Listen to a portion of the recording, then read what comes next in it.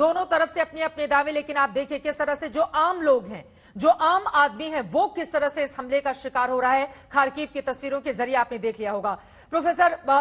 सीधे आपके पास आते हुए आसिफ रमीज दाऊदी साहब, इस वक्त जो मौजूदा स्थिति बनी हुई है, इसको रोकने के लिए गंभीर प्रयत्न क्यों नहीं दिखाई देते? 26वें दिन दोनों मुल्क कहां पर खड़े हुए हैं, और ये जो बार बार तृतीय विश्व युद्ध की धमकी की बात सामने आ रही है कि अगर बातचीत असफल रहती है तो फिर तीसरा विश्व युद्ध हो सकता है, क्या इसके संकेत आप भी इस वक्त पढ़ रहे हैं? चित्रा जी, सवाल आपका बहुत अच्छा है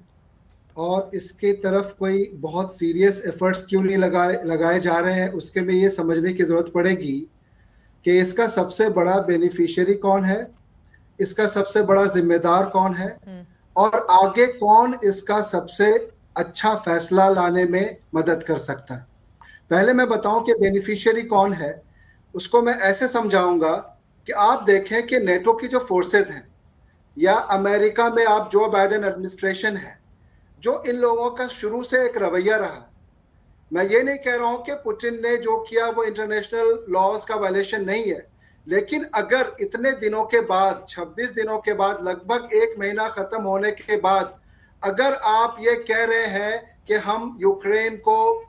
मेंबरशिप नहीं देंगे नेटो की, और अगर यूक्रेन भी कह रहा है और जेलेंस्की भी कह रहे हैं कि हम अब मेंबरशिप नहीं लेंगे, तो ये बात अगर पहले समझ में आ गई होती तो ये तमाम चीजें आती नहीं, पहली चीज। दूसरी चीज ये है कि इस वॉर को